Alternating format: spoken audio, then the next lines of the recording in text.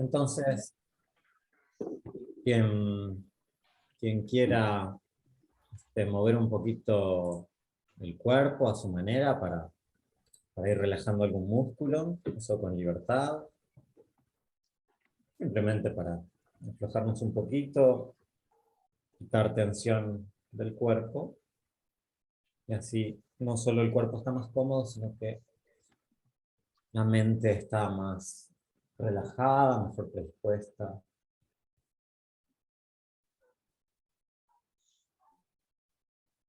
Y una vez que hemos hecho algunos movimientos, podemos hacer un gran bostezo para relajar el rostro, la mandíbula, también para que la mente por un instante se vacíe.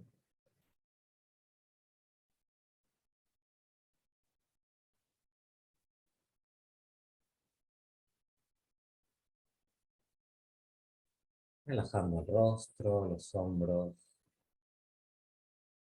dejando que los brazos, las manos caigan, se apoyen en las piernas, sintiendo la espalda relajada, una postura cómoda. Y vamos a respirar por nariz, llevando el aire a la zona del abdomen de manera lenta y suave.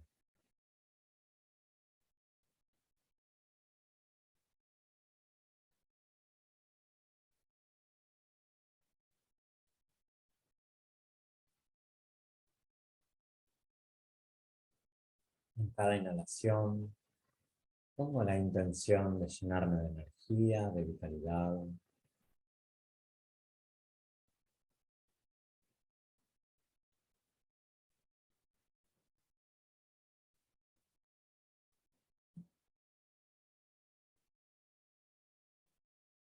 En cada exhalación intenciono relajarme, entregarme al momento presente, a este encuentro. También con cada exhalación dejar que todos los pensamientos, todas las actividades mentales se vayan, la mente quede abierta, disponible, vacía, receptiva.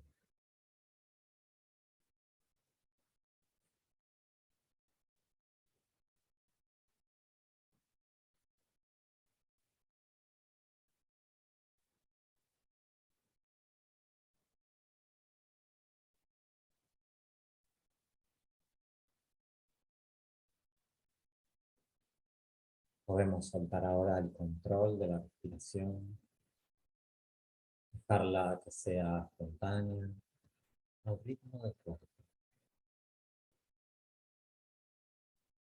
y descansar la mente en el movimiento natural de la respiración.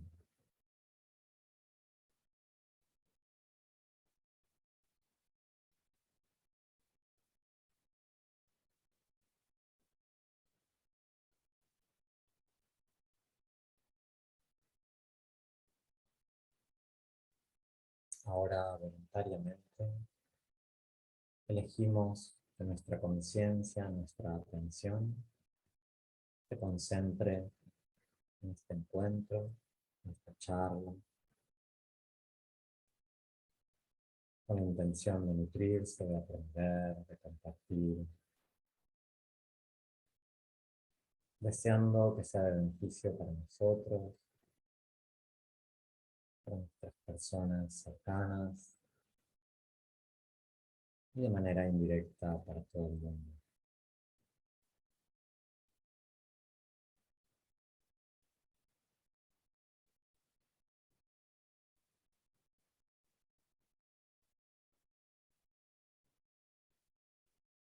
Con esta actitud vamos a comenzar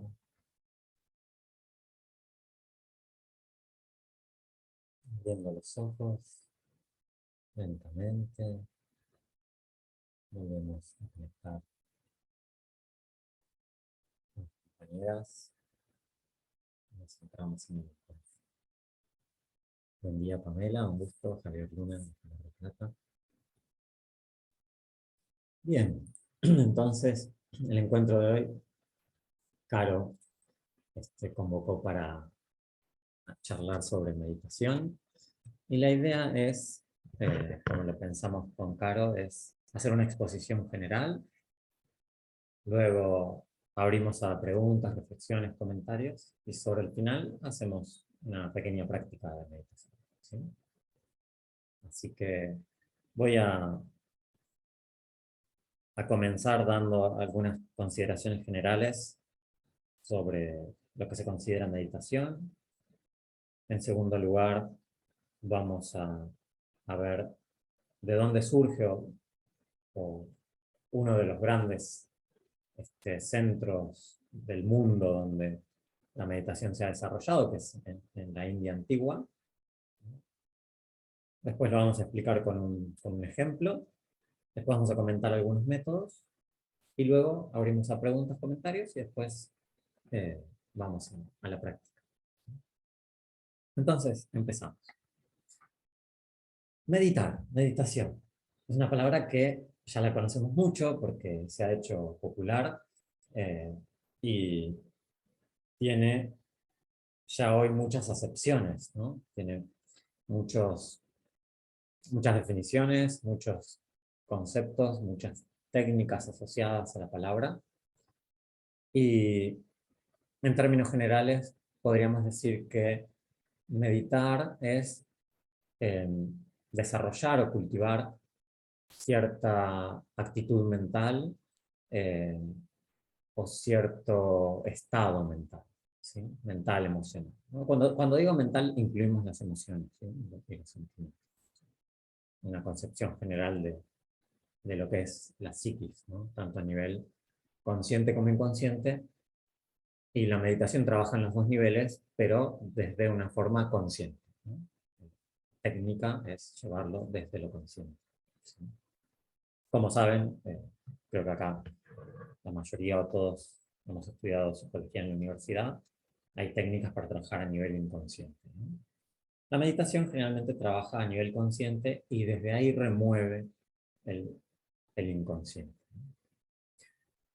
Entonces, hoy, y desde hace mucho tiempo, el término meditación abarca una amplia gama de técnicas, de métodos, y está amparada muchas veces en explicaciones, paradigmas, perspectivas, que son súper válidos, ¿no?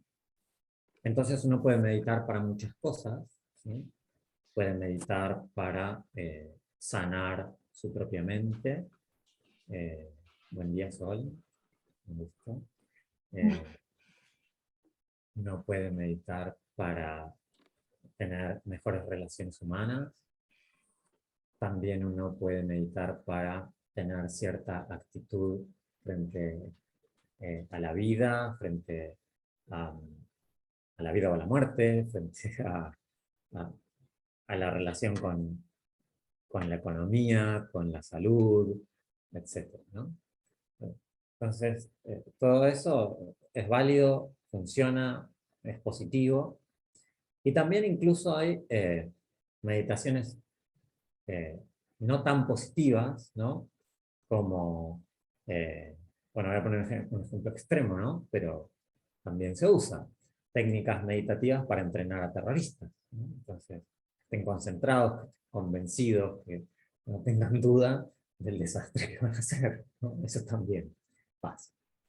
Entonces, ese es el concepto amplio de meditación que hoy compartimos, ¿no? En esta era, y desde que salió de Oriente y llegó a Occidente, ¿no?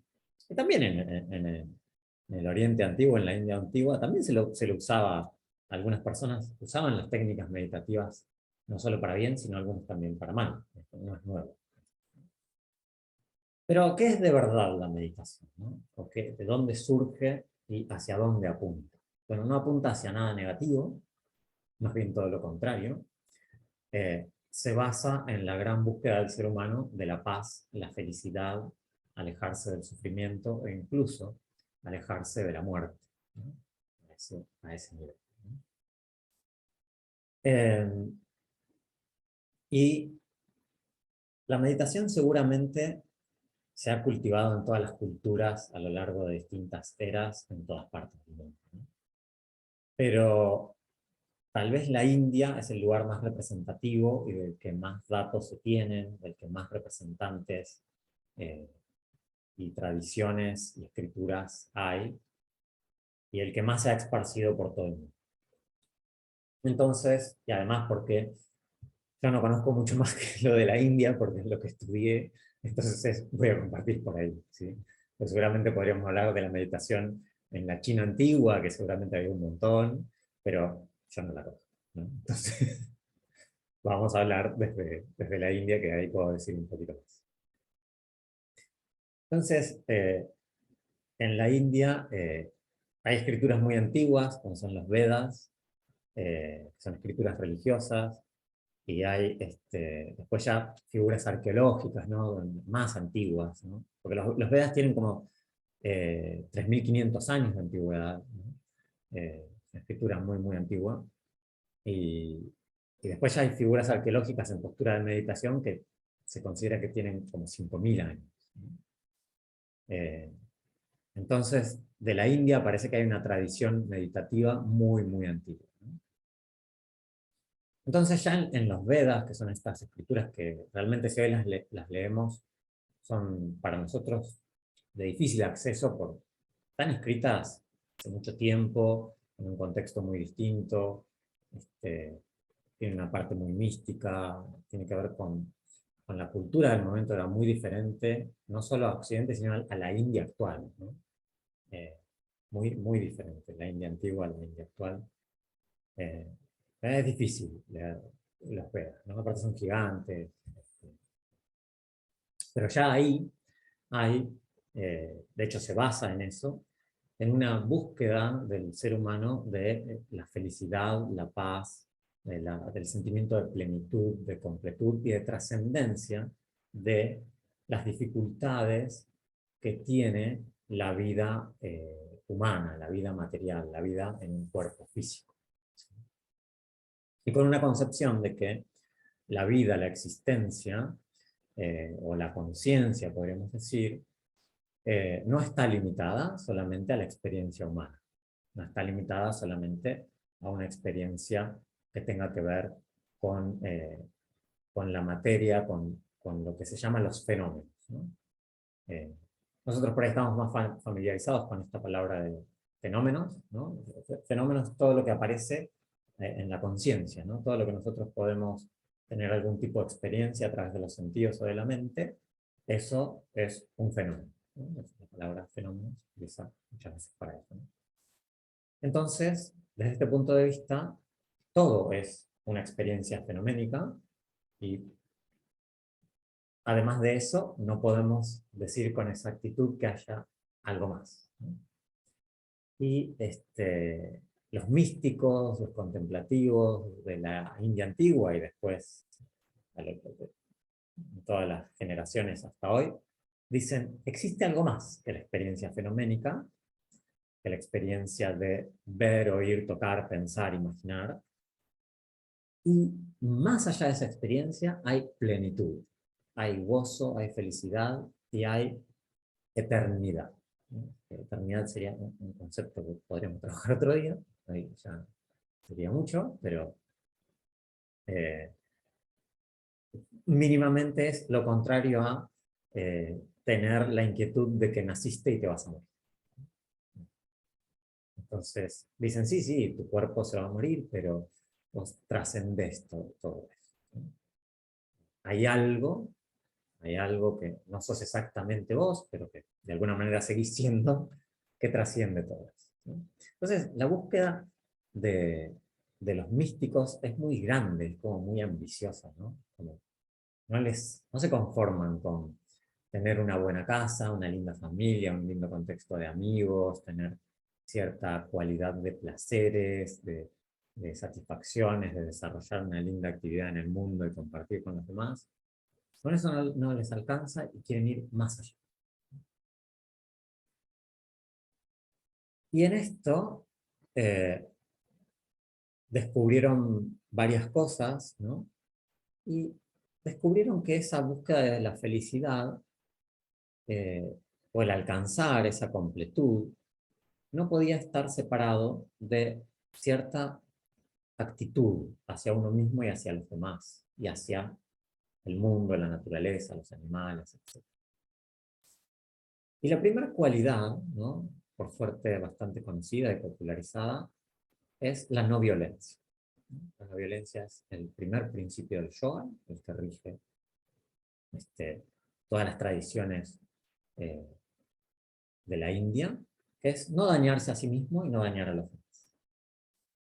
Y no tanto por una cuestión incluso de ser bueno, de ser buena persona, ni por una cuestión moralista, sino por una cuestión muy práctica de que parece que la realidad trascendental, que, eh, que es esa plenitud, esa sabiduría, eh, no va de la mano con la violencia.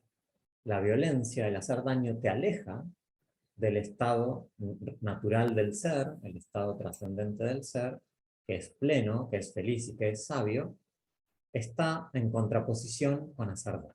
Hacer daño es algo que eh, es lo opuesto al estado natural, al estado esencial de los seres. Entonces, por una cuestión práctica, eh, no, digamos, incluso si alguien no quisiera ser buena persona, pero si simplemente quiere alcanzar su plenitud, se debería alejar de toda actitud violenta, tanto manifiesta físicamente como interna, de tener pensamientos negativos, agresivos, etc., ¿no? Hacia sí mismo, como puede ser una depresión, o hacia afuera, como puede ser ataques de ira, o simplemente tener pensamientos de crítica y de desearle mal a otros. Entonces, ese es el primer principio, y así hay muchos más, ¿no? Así hay muchos más que son necesarios para poder alcanzar ese estado trascendente del que hablan los místicos, ¿no? Bienvenida, Violeta, hola, gracias por dejarme participar en este espacio. Javier de Mar del Plata. Entonces, meditación nace de ahí y apunta hacia ahí. Es decir, nace de esta búsqueda de la plenitud y la sabiduría. Cuando digo sabiduría implica muchas cosas, ¿no? Pero en cierto sentido es, digamos, resolver la incertidumbre de qué es esto de la existencia, de qué es esto de la vida, ¿no? La gran pregunta de qué somos, qué estamos haciendo acá, cuál es la dirección que más conviene a seguir, ¿no? La sabiduría responde a eso, no a través de palabras, sino a través de la experiencia, ¿no? Una experiencia que se accede de muchas maneras, y una manera es la meditación, ¿no? Entonces la meditación apunta hacia la felicidad y la sabiduría, ¿sí? Y desde donde nace, ¿no?, al menos en la India, tiene esa intención y esa dirección, ¿sí? Y podemos, para, para entenderlo un poco más, ser un poco más, verlo más en imágenes, podríamos decir, en una historia humana, una historia muy popular que es la de Buda, la de Siddhartha Gautama, ¿no? Que era un príncipe llamado Siddhartha Gautama en el norte de la India, hace 2600 años, y que luego se lo conoció como Buda Sakyamuni, después de su realización espiritual, o lo que se conoce como su despertar o iluminación. Entonces, Siddhartha Gautama era como muchas personas, porque había muchos reinos, ¿no? Y de hecho era un reino medianito, chiquito, en el norte de la India. Era el primogénito de los reyes, el rey y la reina, que, como toda estructura, digamos, de reinado, que se sucede de, de padre a hijo o a hija, esperaban un hijo para que pueda sostener el linaje y seguir gobernando, ¿no? Y nace este niñito, le llaman Siddhartha, Y la voy a contar muy brevemente porque es una historia muy bonita y muy larga, pero bueno, no tenemos tanto tiempo, pero después si la quieren explorar hay lindos libros para leer, ¿no? Crece en un ambiente muy favorecido para él, ¿no? Porque crece en la nobleza y además con todas las atenciones al futuro rey, ¿no? La mejor educación, la mejor comida, los mejores cuidados, siempre protegido, el ambiente muy bello de los jardines del palacio, todo maravilloso, ¿no? Este, Había ciertas profecías en relación a quién era este niño Siddhartha y cuál iba a ser, entonces el padre ahí tenía ciertas cuestiones, pero eso se los dejo para que lo exploren o lo charlamos otro día, ¿no? La cuestión es que Siddhartha vivía súper bien, ¿no? Vivía de lo mejor que se puede vivir en ese momento, ¿no? Y además tenía muchísimas capacidades y las desarrollaba, ¿no? Tenía mucho entusiasmo por la vida, venía con buena genética, por decirlo de alguna manera, ¿no? Entonces tenía inteligencia, tenía habilidad física, ¿no? Era perspicaz, era empático, era carismático, era bonito, era elegante, estaba bien educado además, y tenía los mejores entrenadores en todo, ¿no? En lenguaje, en los estudios de la época, eh, en deportes, en todo, el rey y la reina le daban todo lo mejor, ¿no? Entonces, él, además, era de por sí buena gente, ¿no? Tenía buenos sentimientos, y hacía buenos amigos, este, y se destacaba en todo lo que hacía, ¿no? Él, si iba a hacer deportes, estaba entre los mejores, y así, ¿no? Y recibía mucho amor, ¿no? Y crece de esa manera, eh, se enamora y se casa, ¿no? Este, la pasaba súper bien, podríamos decir en términos generales. Sin embargo, él empieza a notar que había mucho sufrimiento en el mundo, ¿no? Que si bien incluso su propia vida estaba llena de satisfacciones, había algo que lo inquietaba, ¿no? Eh, Ahora se me viene a la mente que hay una película que lo ilustra como de una manera muy sencilla, que es Pequeño Buda, que Keanu Reeves hace de Siddhartha, hace de quien después va a ser el Buda. Eh, y entonces él empieza a notar que a pesar de todo lo bueno que tenía su vida, no era suficiente, él no se sentía completo y veía que incluso la gente del palacio no se sentía completa, que estaban inquietos, que estaban ansiosos, que tenían mucho miedo a la muerte y que sabían que era algo que no se podía evitar. Y cuando miraba por fuera del palacio veía más sufrimiento, porque ya veía pobreza, veía enfermedad, veía cosas feas, ¿no? Como suele pasar fuera de la élite, ¿no? Hay un pueblo que está ahí más expuesto, ¿no? A un montón de cosas, ¿no? Y esta pregunta empieza a darle vueltas en su corazón durante bastante tiempo y, y a conversar con gente de confianza que él tenía, pero nadie le daba muchas respuestas sobre esto, le daban bastantes vueltas, ¿no? Querían que se convirtiera en rey y punto. Pero él tenía una pregunta existencial, ¿no? Acá hay algo que la vida es incómoda. A pesar de que la llenemos de todas las maravillas, soy un príncipe y todo el mundo me alaba y me llena de cosas, ¿verdad? Sigue siendo incómoda, y no solo para mí. Converso con la gente, la veo, está incómoda, está ansiosa, está sufriendo, ¿no? Parece que no hubiera forma de remediar. Y empieza a ver que había algunas personas que hacían algo muy particular, que era que estaban medio retiradas del mundo, como viviendo en las afueras, en los bosques, en pequeños grupitos o solas, y que se sentaban a contemplar la naturaleza, o a cerrar los ojos y mantenerse quietos en silencio. Entonces empieza a preguntar, ¿y esta gente qué está haciendo? Entonces, tenía un amigo que era el que conducía su carruaje. Y decía, bueno, esta gente son lo que se llama renunciantes, han renunciado al mundo en búsqueda de una respuesta a qué es la vida. Y se dedican a meditar. Meditar. Esto no lo había escuchado nunca. Parece algo diferente, nadie me había dado esta posibilidad. Se empieza a interesar, ¿no? Entonces empieza a investigar un poco más. Y tenía mucha presión de parte de su padre, sobre todo, pero de toda la corte del palacio, de que él se siga formando como rey, pero él no tenía mucha intención de gobernar. Quería resolver la pregunta existencial.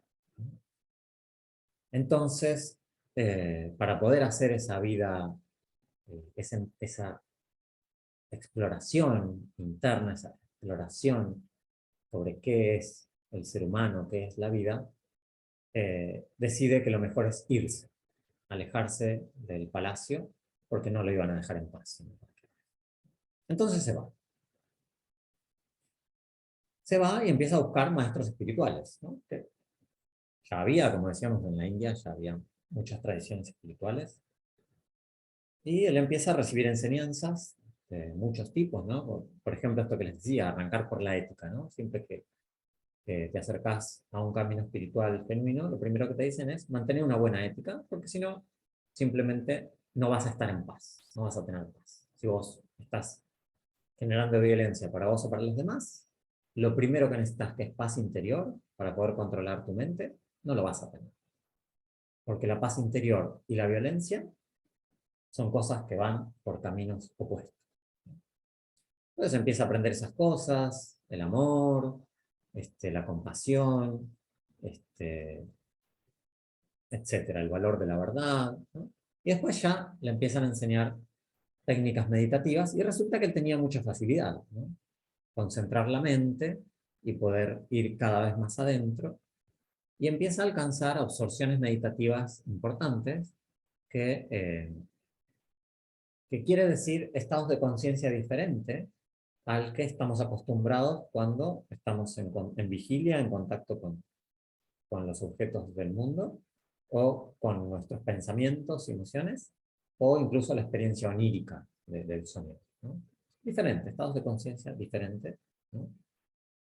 Él empieza a alcanzar esos estados y pasó por 2 o 3 maestros que él lograba, ¿no? Lo que esos maestros espirituales le enseñaban, y el maestro le decía, bueno, hasta acá te puedo enseñar yo más que esto no he podido ir, y bueno, esto vos lo has logrado, si querés quédate conmigo enseñando esto, bueno, si no, seguí tu camino, ¿no? Y Buda alcanzaba estados de mucho gozo, de mucha paz, de incluso empezar a entender la vida a nivel no conceptual, ¿no? De tener un conocimiento intuitivo de qué es la vida, pero no era suficiente. Todavía no encontraba la llave para terminar con el sufrimiento. Él quería terminar definitivamente con el sufrimiento. Entonces, ya después, con un grupo de 5 compañeros más, se van a hacer esta búsqueda, ¿no? Más allá de lo que los maestros que habían encontrado le podían enseñar. Y está con estos amigos unos 4 o 5 años, que tenían prácticas muy extremas, ¿no? De casi no comer, etcétera, porque tenían una concepción equivocada de que había que estar así viviendo de una manera excesivamente austera. Y Siddhartha se da cuenta de que eso no iba a resultar y empieza a cuidar más su cuerpo, empieza a comer, empieza a dormir bien, etc. Entonces los amigos lo dejan de lado porque dicen, Siddhartha se está desviando del camino, y se queda solo, ¿no? Y se queda solo y en su soledad insiste, digamos, en, en su forma de meditar, ¿no? Que había aprendido con muchos maestros en muchas formas que ya venía desarrollando él por el conocimiento que iba recibiendo en las meditaciones. Y luego de un tiempo, él, que se conoce, ¿no? Como el momento cúlmine, que es debajo del árbol Bodhi, el árbol del despertar, de la iluminación, que él en una noche alcanza la iluminación completa.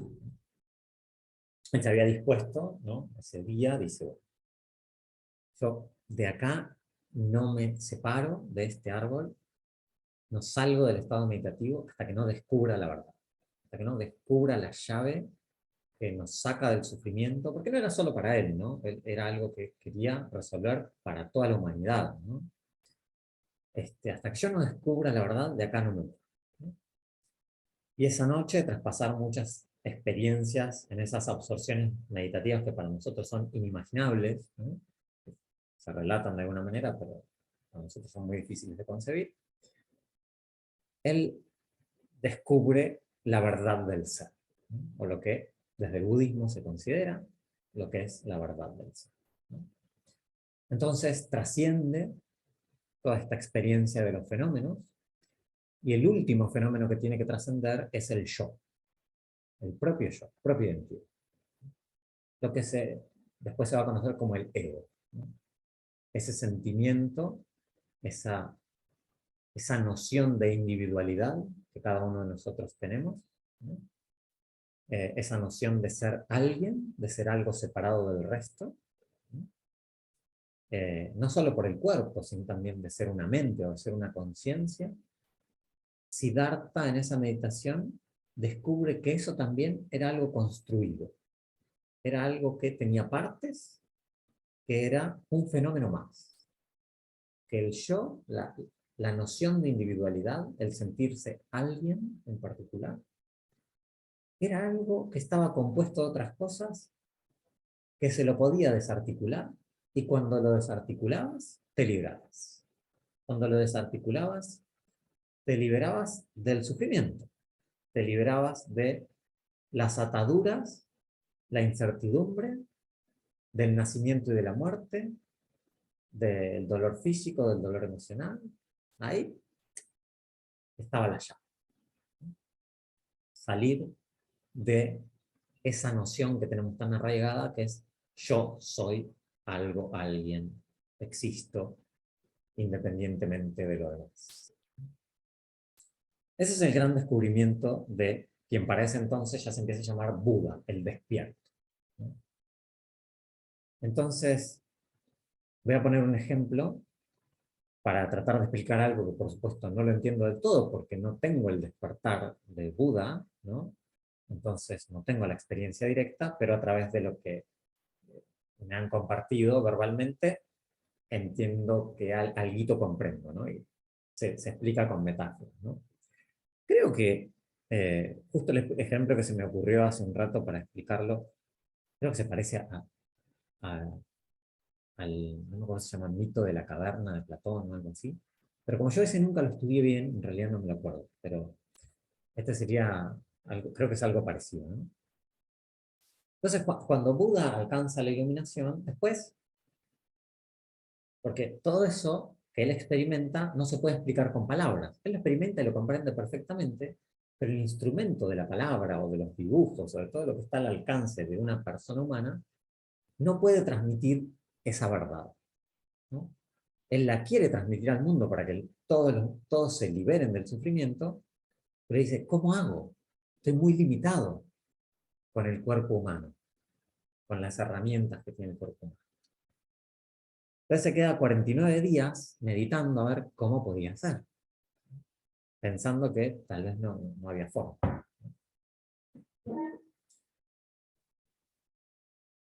Y, y luego de 49 días, bueno, va intentando métodos de explicar, ¿no? Entonces, de alguna manera esta metáfora se me ocurrió a mí hace un rato, Buda no lo explicó de esta manera, ¿no? Hay otras explicaciones de Buda mucho mejores. Pero esta es la que se me ocurrió que podía ser didáctica para nosotros, ¿no? Entonces, y todo esto es ¿por qué y para qué meditar, ¿no? Estamos acá, ¿no? En este terreno. En el terreno de el origen de la meditación, de los objetivos últimos de la meditación, y después veremos cómo lo aplicamos a nuestra vida o a nuestros consultantes, ¿no? Porque también tiene aplicaciones menos ambiciosas, digamos. que no buscan la plenitud. Pero este es el origen de la meditación. ¿Sí? Este es el objetivo más grande. Entonces, ¿qué descubre Buda? Buda descubre, así como ya lo había intuido, lo había sentido cuando él vivía en el palacio, que la vida humana, ya sea que estuvieras en la pobreza, en la calle, en la indigencia, con enfermedad y dolor, era sufrimiento, también la vida en el palacio, con un cuerpo sano, con gente que te quería, con, con toda la comodidad del confort, etc., las dos eran incómodas. Él había descubierto eso. Hay uno que era más incómoda, ¿no? Que era vivir en la calle con hambre, pero la de vivir con todo el confort también era sufriente, ¿no? Eso él ya se había dado cuenta. Pero cuando alcanza la iluminación, él lo ve con claridad. Ve con mucha claridad que toda vida humana y animal está atravesada por el sufrimiento. Que lo que desde una perspectiva humana común, que se considera como felicidad, ¿no? Porque estás bastante cómodo, tenés un lindo trabajo, tenés lindas relaciones, tenés para comer, te puedes divertir, etc. Desde el punto de vista que él alcanzó, que es el estado en el que el ser se asienta, vuelve a su estado natural, se siente en paz, la mejor vida humana es sufrimiento. A ese nivel lo dice Dios. Dice, la vida humana es sufrimiento. Los seres humanos no se dan cuenta, porque es como el agua para el pez. Pero el sufrimiento está invadiendo todo lo que hace. Y hay una felicidad mucho más grande, una felicidad que es inalterable, que tiene que ver con cambiar la mente. No con cambiar el afuera, podés vivir en el palacio o podés vivir en una choza, eso da igual, lo que tiene que ver, lo que cambia la cosa es cambiar la mente. Y el ejemplo que a mí se me ocurría, no sé si va a servir, en realidad es la primera vez que lo uso, era, supongamos que tenemos muchos hijos, ¿no? Y resulta que eh, vemos que están adentro de nuestra casa, con las persianas cerradas, conectados al celular o a un videojuego, ¿no? Cada cual en su mundo, tratando de ganarle al videojuego o mirando cositas en internet, saltando de un estímulo al otro, ¿no? No ven la luz del sol, hay ruido por todos lados, se pelean con el juego, con el internet, o se alegran, me gusta o no me gusta, o se pelean con el hermanito porque está hablando demasiado, ¿no? Y se quejan por una cosa y se quejan por la otra. Y afuera hay un día hermoso, hay un sol radiante, hay niños jugando en la plaza, matándose, están tranquilos, se ríen, corren, eh, comen y beben, porque los que están adentro se olvidaron de comer y de beber y de ir al baño porque están totalmente concentrados en el juego, en el celular. Entonces el adulto dice, pará, o sea, acá hay dos formas de vida distintas, ¿no? Acá afuera hay sol, hay alegría, hay juegos sanos, y acá adentro estos chicos están en una burbuja de irrealidad, y cuando yo les digo que salgan afuera, ni siquiera consideran que hay algo más allá afuera. Creen que todo lo que existe y todo lo importante es esto, estar con el celular, con el videojuego, pelearse con el hermano, etc. Entonces, el trabajo de Buda era cómo convencer, cómo seducir a los niños que están encerrados en esa burbuja para que salgan al aire libre, al sol, ¿no? Cómo convencer a la humanidad para que salgan de su encierro mental y alcancen la plenitud, ¿no?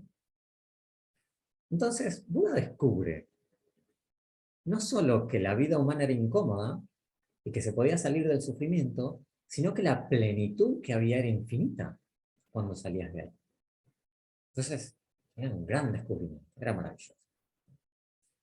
Y a partir de ahí, él empieza a tratar de enseñar de distintas maneras, según que mientras se lo iban pidiendo, ¿no?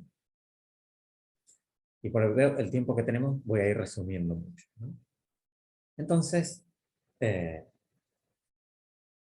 la primera enseñanza se la piden sus 5 amigos que lo habían dejado de lado. Cuando lo reencuentran y lo ven que él estaba en un estado claramente distinto, le piden enseñanza. Y él enseña la primera enseñanza de Buda que se conoce, que es las 4 nobles verdades. ¿No? No la vamos a tocar acá, pero les doy el tip para que si las quieren buscar. Las 4 nobles verdades es la primera enseñanza que da Buda. Pero a partir de ahí, a pedido del público, digamos, de que la gente le iba pidiendo, él va dando distintas enseñanzas. Y en esas distintas enseñanzas da una cantidad de perspectivas filosóficas y de métodos de meditación y de formas de vivir la vida para alcanzar ese estado trascendente que son muchísimas. Entonces, algunas coinciden con la tradición anterior a Buda, que eran de los maestros que él le había enseñado, lo que ya venía de la antigua India, y otras son nuevas, que él introduce. Entonces, la meditación, en este sentido, siempre tiene un contexto, una perspectiva, un paradigma, ¿no? De hacia dónde va, para qué es, que es todo esto que estamos hablando, ¿no? Incluye una ética, incluye cierto modo de vida, no estructurado, pero sí, por ejemplo, esto de no violencia, ¿no? Por ejemplo. Y incluyen métodos y técnicas específicas. Entonces paso a hablar de los métodos, rápido. Hay variedad de métodos, ¿no? En el método no se puede excluir la perspectiva, como les decía, ¿no? O sea, por ejemplo, el mindfulness es muy valioso y los budistas lo recontravaloran. Pero el mindfulness, según el budismo, es incompleto porque no tiene la perspectiva de la iluminación y no tiene necesariamente una ética, ¿no? Podríamos decir que con la conciencia en el aquí y ahora, la conciencia abierta, el mindfulness dice esto está muy bien y eso es muy sanador para el budismo también, pero el budismo dice una meditación en sí completa va más allá. Incluye una intención, incluye elegir a qué vas a atender y para qué lo vas a atender. Entonces, por ejemplo, para también compartirles algo más práctico, hay un libro que a mí me regalaron esta fotocopia, que es de Alan Wallace, que les voy a anotar acá.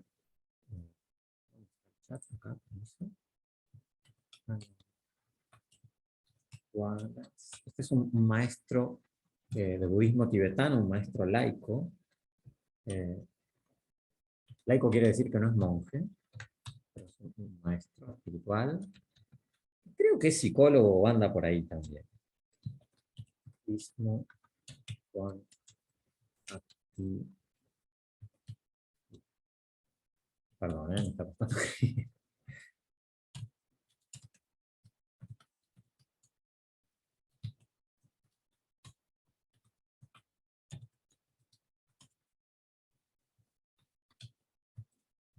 Bueno, este es un libro que estoy leyendo, que algún día tal vez lo podríamos estudiar, muy bueno.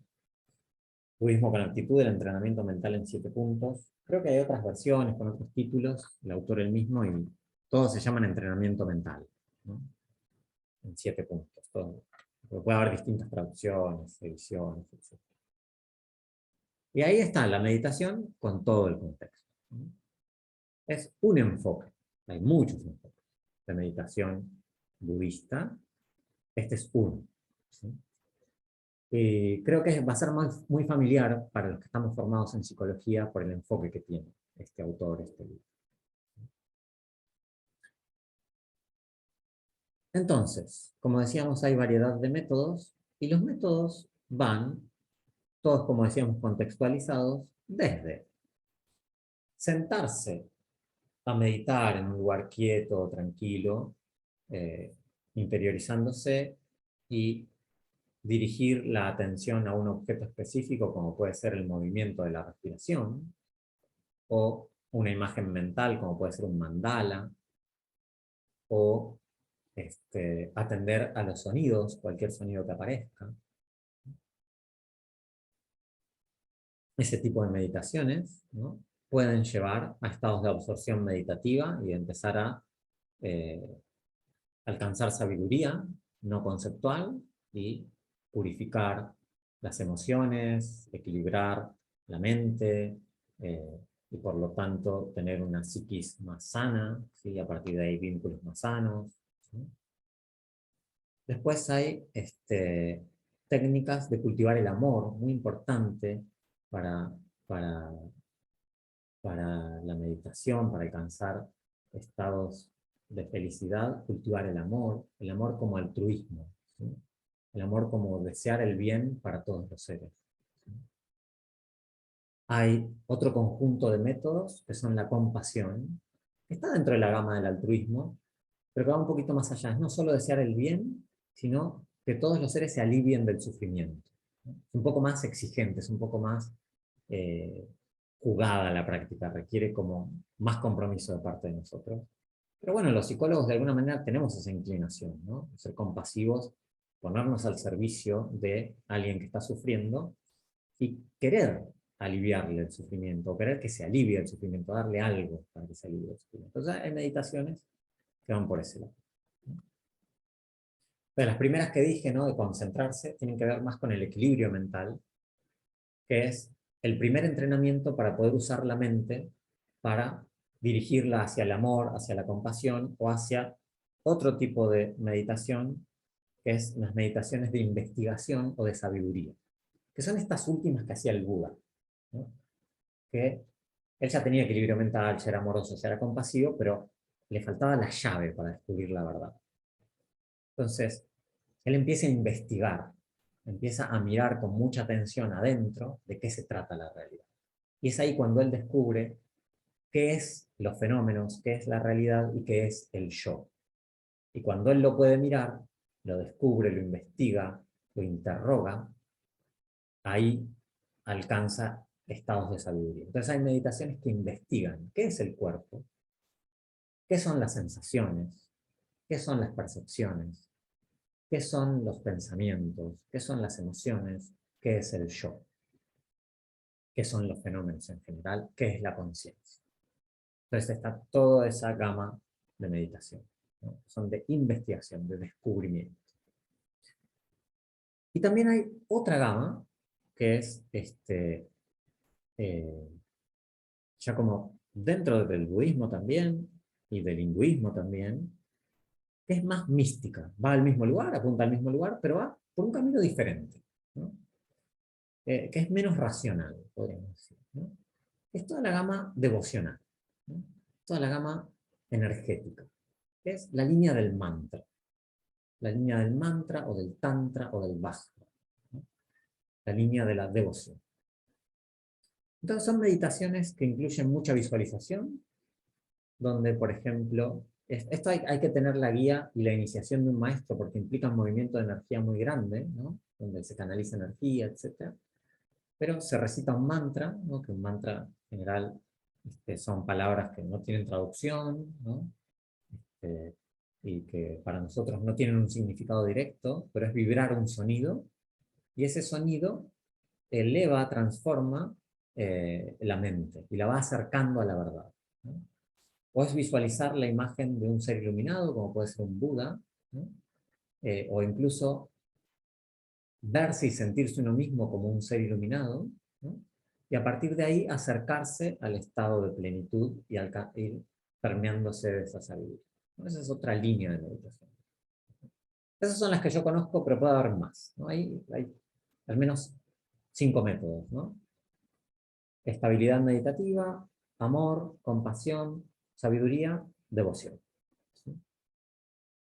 Lo que les voy a proponer es que en un ratito hagamos una meditación de amor, ¿sí? Que es por las que se comienza, de las más bonitas y las más accesibles, y las que se recomienda arrancar por ahí. Arrancar por estabilidad meditativa o por amor, ¿sí? Bueno, y con esto yo hago el cierre, abrimos a comentarios, preguntas, reflexiones, y después meditamos un ratito. ¿Qué les parece?